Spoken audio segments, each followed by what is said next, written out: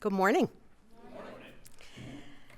Let me tell you what I wish I'd known. When I was young and dreamed of glory, you have no control who lives, who dies, who tells your story. And when you're gone, who remembers your name? Who keeps your flame? Who tells your story? These lyrics are from the Broadway hit Hamilton, and they express the central theme of the show. Who tells your story if it is told? The lyrics resonate powerfully for me, and they direct my comments this morning. Who will tell the stories of the Texans whose lives have been considered invisible, irrelevant, inconsequential, and insignificant?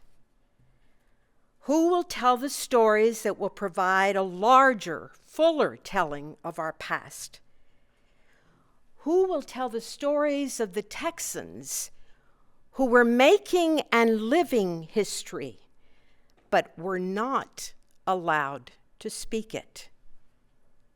And seldom were they heard in public. My name is Lupita Barrera. Who knows what generation Texan I am? My DNA indicates I'm 67% Spanish and other Mediterranean ethnicities, and 27% indigenous. So who knows? My ancestors could have been roaming these Texas lands for millennia. My parents and grandparents were born in Texas. My great-great-great-greats came to New Spain about 1500s. And then in 1750, they moved north with José de Escandón, colonizer of Nuevo Santander. We're cousins.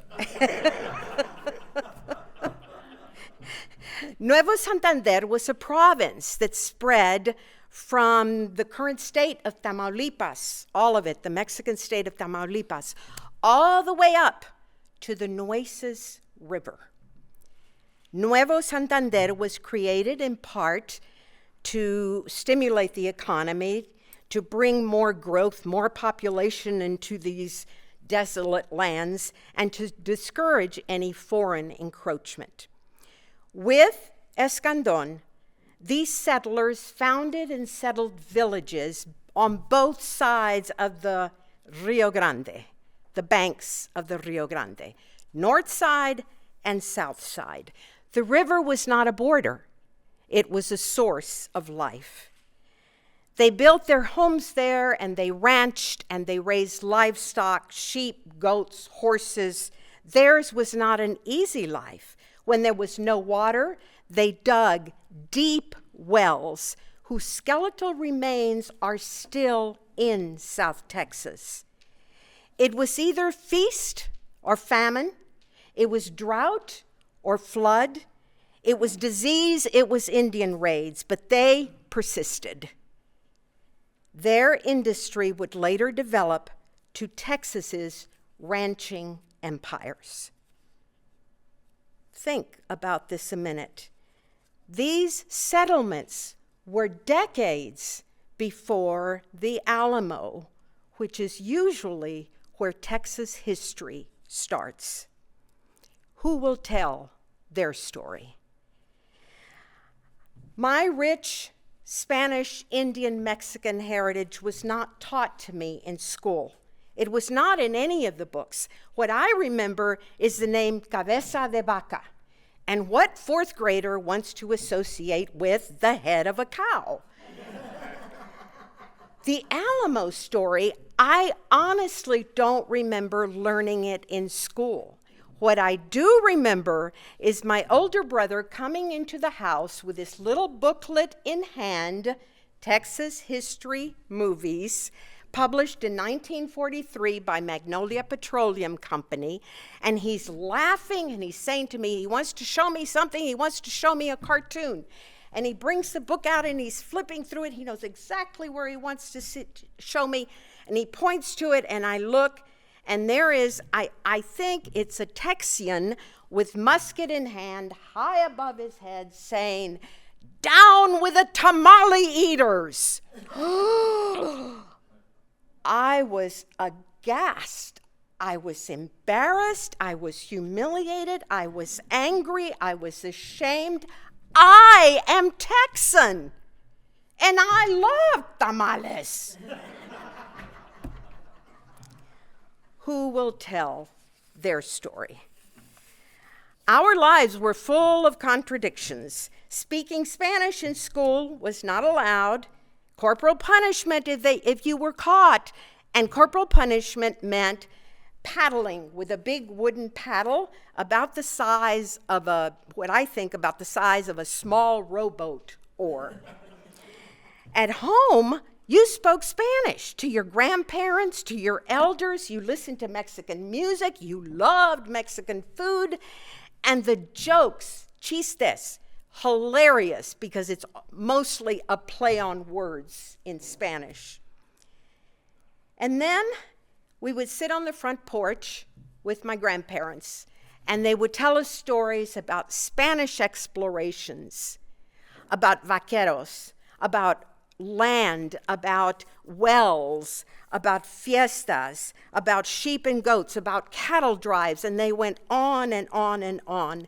And when we were ill, we were treated with medicinal herbs that actually worked. We heard about revolts that their ancestors had against their government for more freedoms and justice. We heard about passionate attorneys like Gus Garcia and J.T. Canales. We heard about strong women like Jovita Hidar and Emilia Ramirez. And they always ended with the question, why do you suppose there are so many Spanish names in our Texas geography? Our family were setting the groundworks of facts. Most importantly, they were setting the attitude and establishing our process of becoming. And what do I mean as the process of becoming? James L. Haley expresses best, everything that you believe in this world that's important, what's right, what's wrong, what's moral, what's immoral, how you should live, vote, worship, raise your children, everything you believe filters like coffee through what you ever understood about history or not. It informs everything about what kind of a human being you are. Who will tell the students of today their story? Who will establish their process of becoming? A day or two before my parents drove me to Southwest Texas State College, that's what it was called back then, my dad took me aside and he said, listen, this was all in Spanish, listen, you may not be popular, where you're going. In fact, people may shun you and avoid you. And then he proceeded to tell me a story. In the 1930s, he was a young man in San Diego, Texas. He was looking for work, but he did not dare venture to Corpus Christi. ¿Por qué, papá? Why? Because they were rounding up Mexicans and sending them back to Mexico. Why? He said, they didn't want Mexicans here. Look at me. Look at you. Broke my heart to this day. Does it make me less proud of being a Texan? No. Now learning that story gave me a deeper understanding of our human story, our Texas story.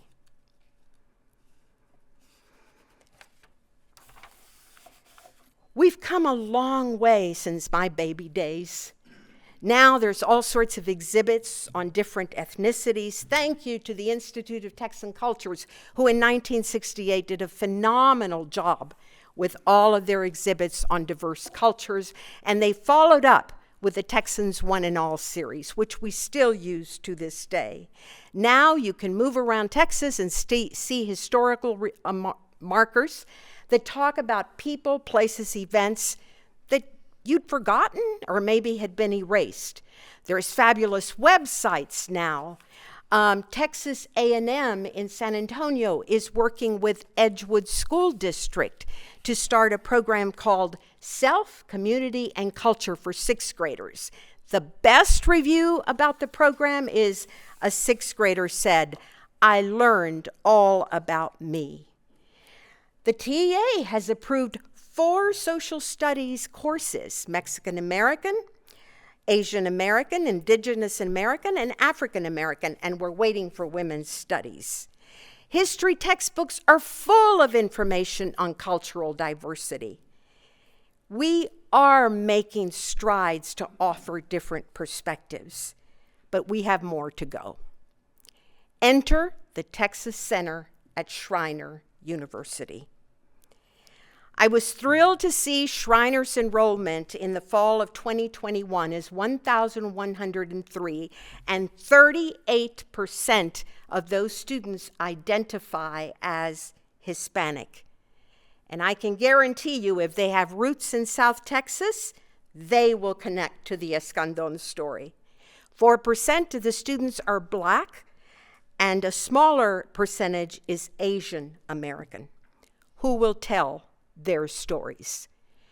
Schreiner's numbers reflect what is happening in Texas today. Hispanics are now 41% of the population and growing, exceeding all other groups, certainly by 2050. Asians are the fastest growing.